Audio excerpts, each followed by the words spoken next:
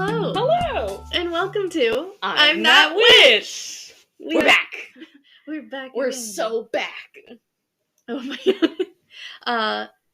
Yes, we are back and swimming across the pond, and across the Atlantic Ocean. Swimming across the pond to as we said last week, Mother England. Don't know where that came from. Well, I was thinking Mother Shipton, and I think that was England, wasn't it? It was, yes. And in quite a few historical documents, the person we're talking about today is also referred to as Mother because she is an older woman. See? So it all ties back all in ties together. I was like, and then all I could think about after you said Mother was, like when they're like, Mother, like drag mother. They call me Mother. Oh my god. They're like, jail immediately. You're a witch. That's definitely a witch. Jail her. Oh my god. Okay. Tell us about. Yeah, I was gonna say, what mother are we speaking about today? Not Mother Shipton, but. So today, I wanted to also give. I know I haven't done content warnings in a while because it just seems pointless because there's usually brutality, violence. Yeah. I try of all kinds. I try to give a little heads up if there's going to be like anything like unique, unique in quotes, like domestic violence, anything like that. Mm-hmm. But I do want to give one quick content warning before we start that there's going to be a brief mention of suicidal ideation. It is very brief, but I know that can be kind of sensitive content for some people, so just a heads up. So today we are going to sail on over to England, specifically Chelmsford, in the village of Hatfield Peveril. It gets quirkier and quirkier as we go, everyone. We're going to the 1500s for the story of Agnes Waterhouse. Yes.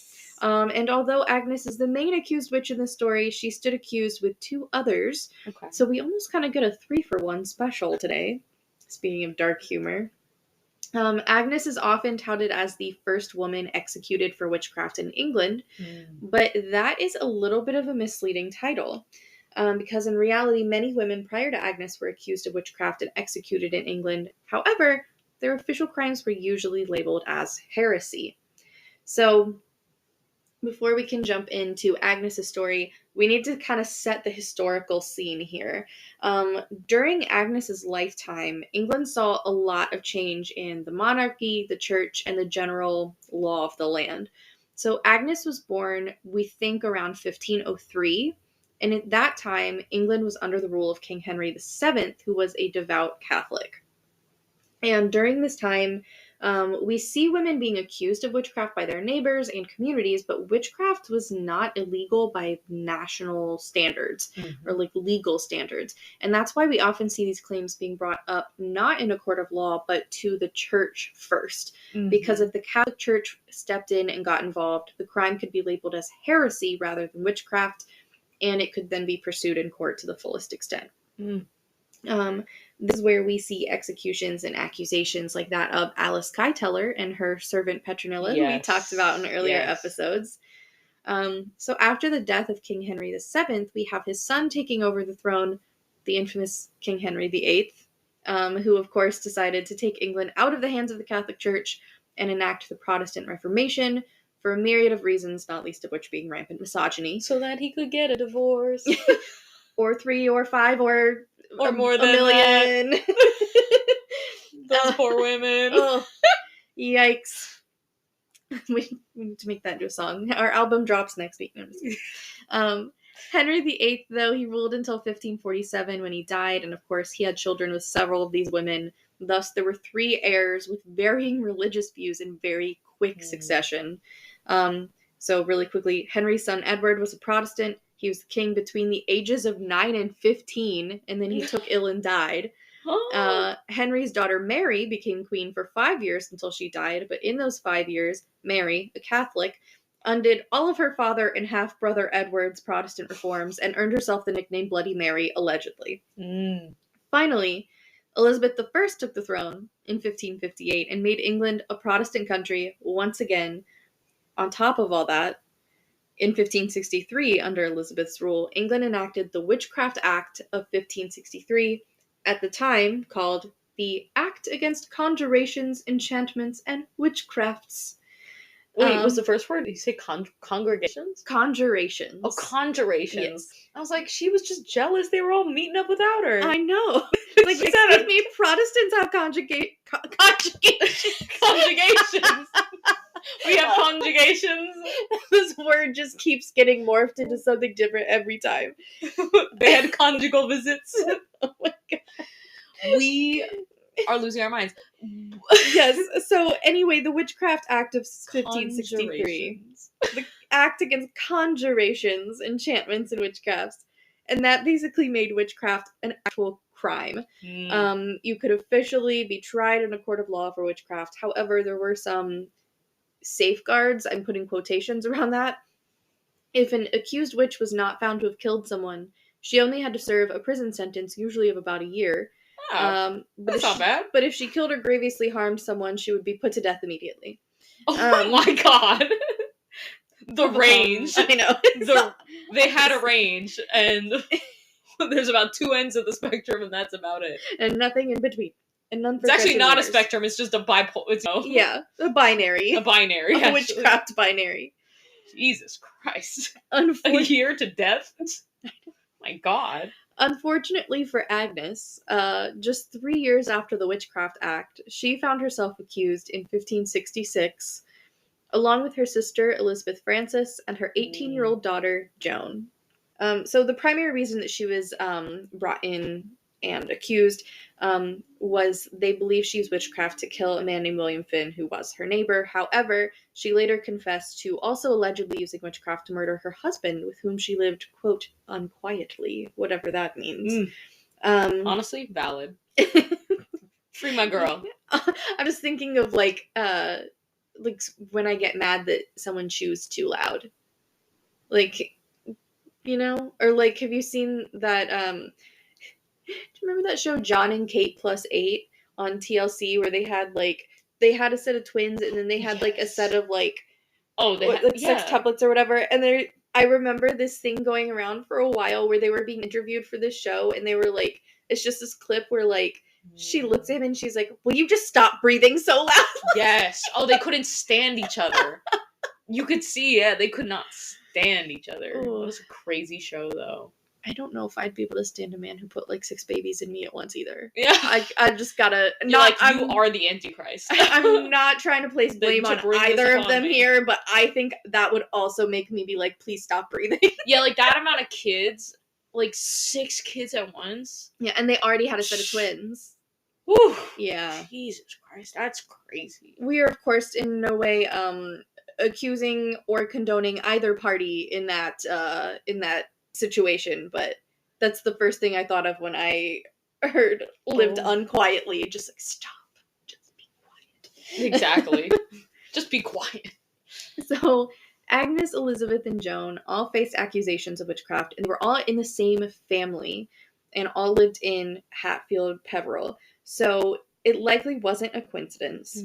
But the real thread connecting their stories was a white cat. I would like you to please take a guess what you think this cat was named.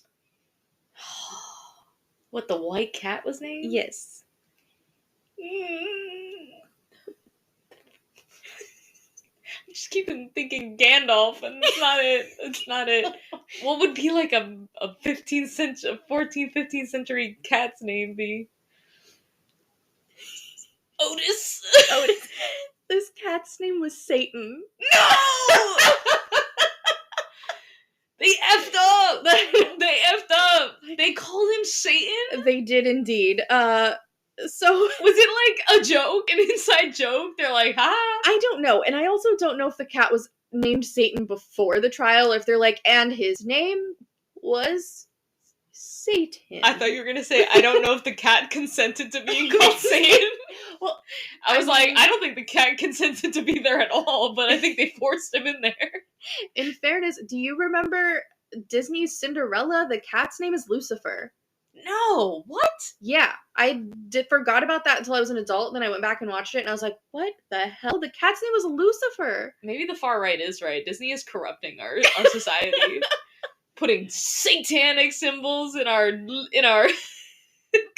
I don't know, man. I think they're doing it right. No, I agree. That's why I'm like, that's hilarious. Yeah. I would have never picked up on that. So the white cat was called Lucifer, and this one was called Satan. Right. So the cat in Cinderella is Lucifer, and this white cat here is Satan. Yeah. I'm surprised. Kind of iconic, though. I'm surprised I don't see more discourse about that. I feel like online about like and Cinderella's cat was named Lucifer. It's probably somewhere deep on the web.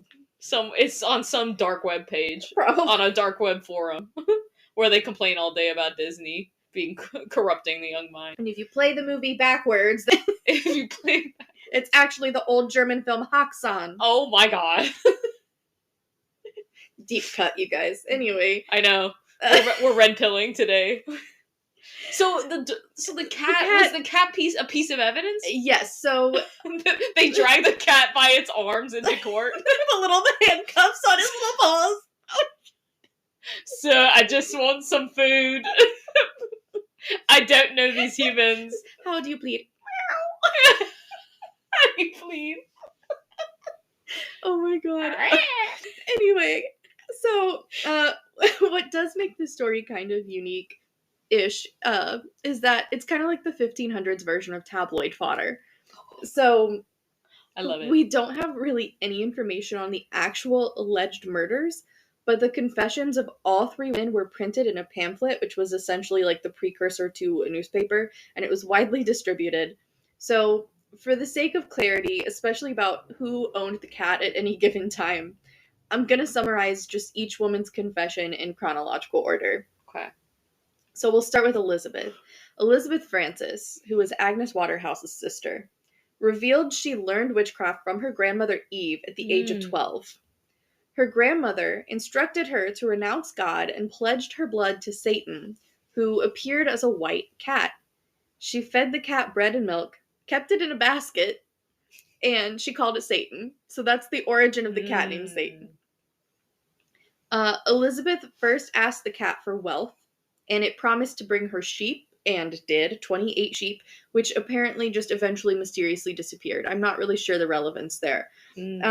Later, she wanted to marry a wealthy man named Andrew Biles, and the cat promised that this would become true, but he required that she first allow Andrew to abuse her and batter her.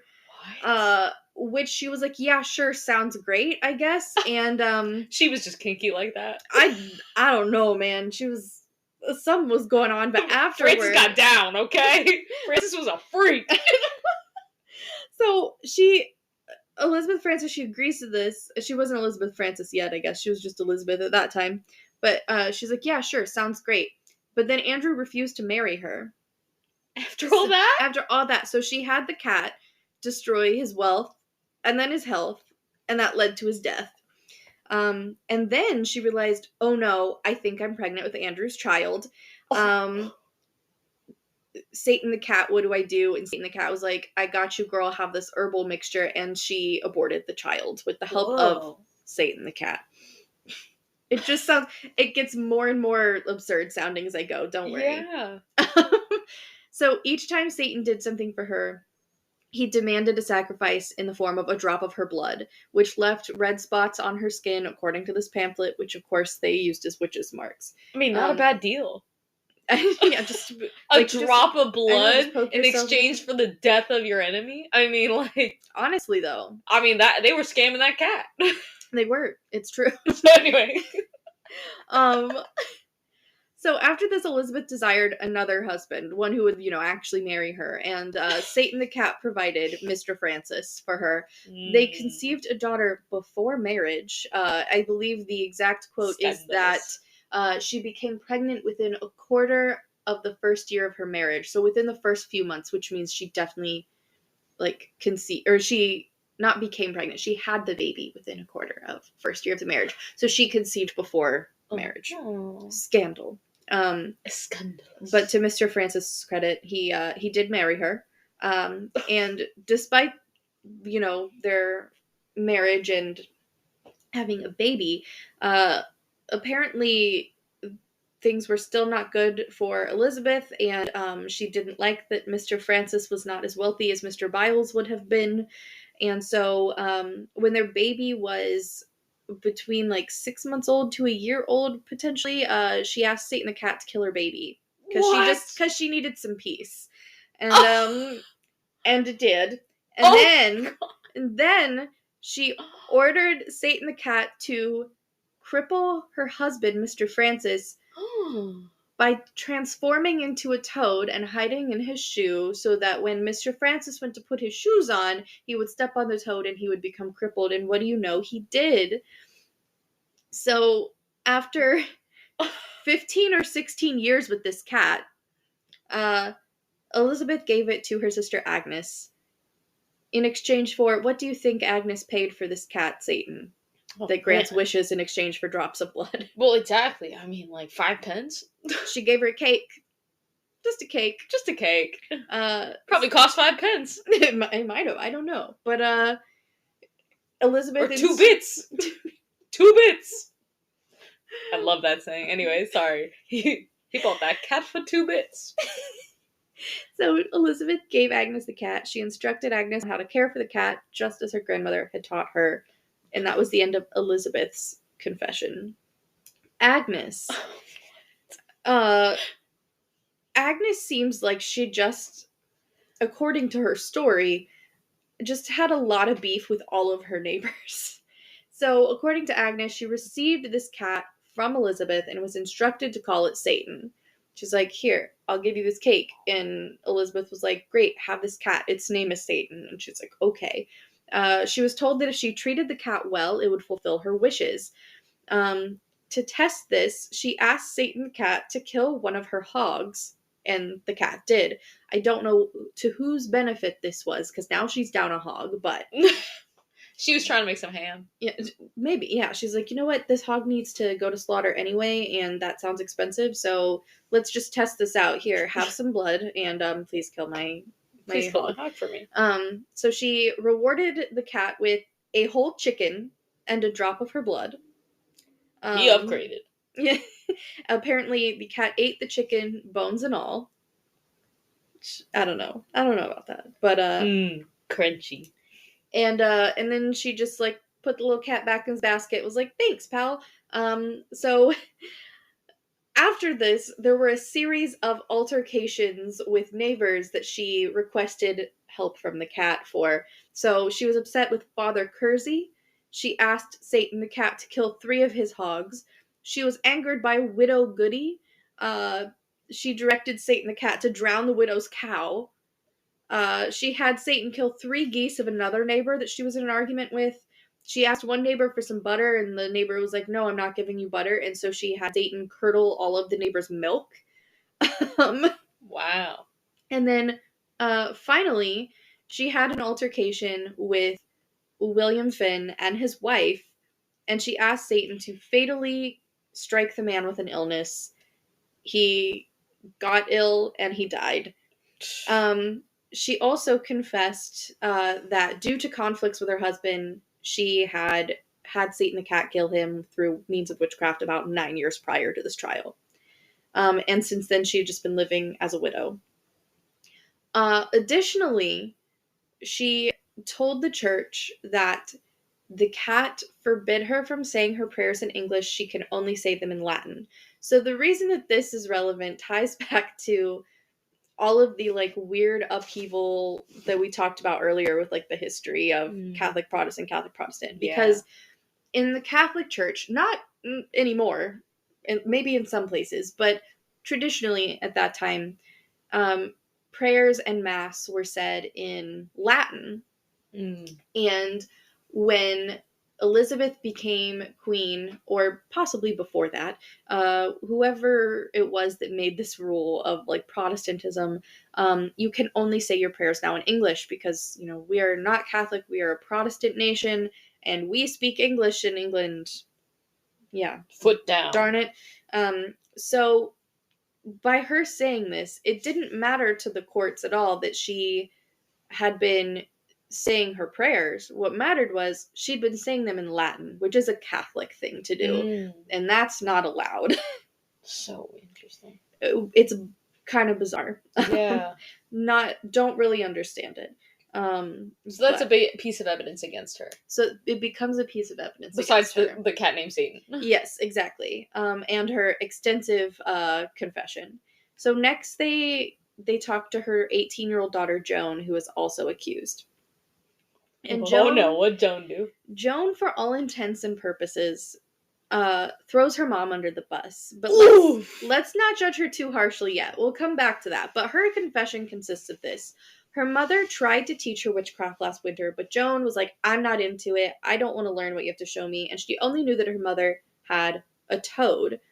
Because at this point, Satan the cat, he had previously turned into a toad to cripple Elizabeth's husband. Now he's turned into a toad again. And she knew her mother had a toad, but then one day Joan unexpectedly walked in on her mother talking to the toad and asking him to do a task and calling him Satan, and that's when she realized that her mother was a witch. Joan did confess that while her mother had been away out of town, she had been hungry. She went to a neighbor asking for some bread and cheese, and when the girl refused, Joan decided she was going to do what her mother did and asked Satan to just go scare the girl. So the neighbor girl's name was Agnes Brown, and Joan says that Satan the cat / toad then turned into a dog and went and scared the neighbor girl, and that was all that Joan had ever done. That's all she knew. So the final testimony brought in the key witness, which was the neighbor girl, Agnes Brown. I thought you were going to say the cat. The cat. No, the cat / toad / dog. So they bring in Agnes Brown, who was 12 years old. And in this testimony, Agnes Brown is like, yes, I came in contact with their demon animal named Satan. He came to me as a black dog with a short tail, a face like an ape, horns, and a silver chain around his neck that has a whistle on it. Why does he have a whistle? I don't know. Is he moonlighting as a crossing guard? Does he have to be somewhere to referee a game later? Why has he got a whistle? I don't know. But apparently this Satan has a whistle. So he showed up to Agnes Brown and was like, "Hey, I want some butter." And Agnes, looking at this horned dog ape demon with a whistle, was like, "No, I'm not giving you butter." Somehow the dog had a key to the dairy house and let himself in and got butter, and then he came back to Agnes Brown, the 12-year-old, with a knife and bade her to take her own life. He tempted her to commit suicide, which is a sin, and so she said no. But the most incriminating evidence was that Agnes Brown said she asked Satan, "Who is your mistress? Who owns you?"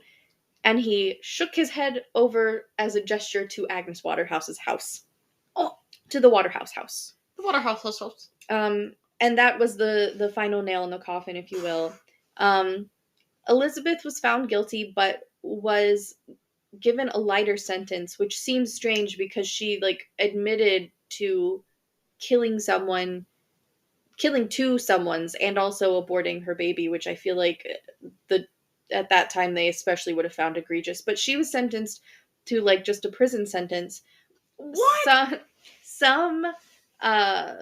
Some sources say that she may have been hanged later, 13 years later, on a second conviction. Oh my god.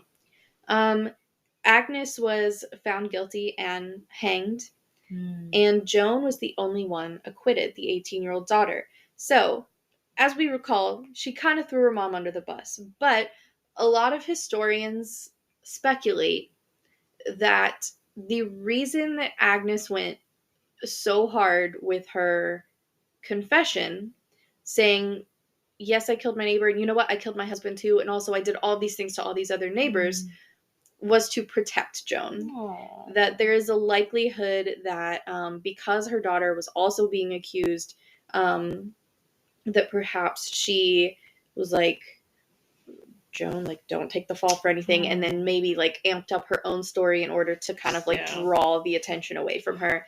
And it worked, if that was her goal, because, you know, Agnes was killed, but Joan was acquitted, and she went on to live a life and have children, I believe, and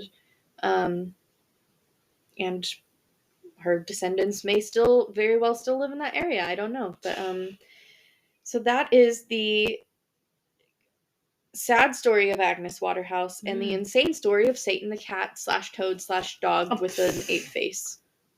That's so sad. It is, especially because if it really was like sacrificial, it's like, man, what you won't do for your child. Yeah, you know. And I mean, given the nature of the stories that were told, I can only believe that it probably was sacrificial in some way. I mean, if not, also, I mean, I'm sure it was also probably given under duress in some way, but it's obviously highly unlikely that she actually had a cat that drank blood and did her bidding, that transformed into different animals.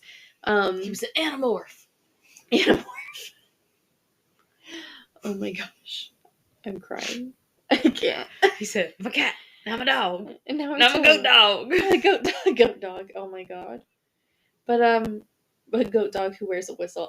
For some reason, why is that the thing that I'm fixated on? Why did he have a whistle? A whistle for what? Well, I just imagine the song. Blow the whistle.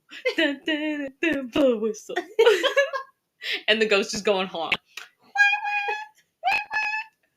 I'm just like, I don't know. Why is that? I don't know why that bothers me so much that he had a whistle. Like, he just went over there and was like, well, what's the whistle for? I don't know. To call Satan? Well, he is Satan. He was Satan, yeah. I don't know. Like, he just went over there and was like, hey, little girl, give me some butter. And she was like, no. And he's like, foul! Like, what? Foul, bitch. Oh, sorry. Foul. Just like, you will give me butter. Surprise! I have this whistle and also a key to your dairy house. Like, I don't that's the thing. He got all huffy and puffy. He could have just gone there himself. I know. I guess the reason he went over there was specifically to torment poor Agnes Brown, but because she didn't give food to Joan. There's a lot to unpack there, but yeah, that is the story of Agnes Waterhouse, her daughter Joan, her so insane sister Elizabeth Frances, and Satan the cat. And Satan the cat. That's the name of my next cat, honestly. Just like this. Yeah, exactly. What could that easy? Yeah, Satan and Lucifer. You get two twins. It's true. Well, that was just. It was a lot. So it was a lot there that I just laid on. The accusations, quite compelling. So we do believe, like, at least Agnes and her sister were the witches. Were practicing some kind of witchcraft. Well, and that's what's kind of tough, is because this case really did kind of become almost like tabloid fodder being distributed. In all likelihood, Agnes probably just like was a widow who didn't get along with her neighbors, possibly. It sounds like she had a lot of arguments with her neighbors. And Elizabeth, I mean, she very well could have just been who tragically lost her child, you know? But we don't know if there was some sort of like murder or poison or anything like that happening, but yeah. Sad. What an interesting story, though. Thank you for bringing that. Thank you for the drama, bearing with me cats. through that. The cat. That's what gets me, man. It's just the cat named Satan, honestly. What happened to the cat? I don't know. We don't know. I also I know that cats are supposed to live like a really long time, but like he had already been with Elizabeth for, how long did she say? 15 or 16 years, and then it got passed to Agnes, and like presumably lived at least 9 years with her too, because she said that 9 years prior to the trial she had the cat kill her husband. So it's like, how old is this cat? I know that they're supposed to live a long time, but that's like, it's in his 20s. Yeah, at least. I mean, 15 or 16, yeah, plus 9, yeah. The cat's like, can I hang my hat up now? Can I retire? Satan, can I retire? The cat was like, oh no, the knife was not for you, Agnes Brown. It was actually for me. I was trying to get you to kill me. I'm done, please. That's so funny. Wow. Agnes Waterhouse. One for the books. All right. I think, yeah, you guys know the drill too for what to do now. If you like this podcast, give us a like, leave us a comment, share it with your friends, follow us on social media. On the TikToks. On the TikTok, the Instagram. Why did we turn into Colonel Sanders? The Instagram? Either that, like, transatlantic. Oh, yeah, I like that one better. Yeah, a little better than Colonel Sanders. Go follow us. Wait. I can't do impressions then when I need to. Come follow us on the TikToks and the Instagram. Yes, and we'll see you next week potentially for... I know, it's my turn. Yes. Aww. I'm so excited. We'll have a good time. It'll be a good time. Okay. Alright, y'all. Bye. Bye. I'm That Witch is researched, written, and hosted by Maddy Guerra and Bridgette Golden. Edited by Bridgette Golden. You can find more episodes on Spotify, YouTube, Apple Podcasts, Amazon Music, or wherever you find your podcasts. You can also find us on social media on Instagram at LoveWitchSpells or TikTok at LoveWitchSpells13. Make sure to like and subscribe if you liked what you heard today and want to hear more. Thanks for listening.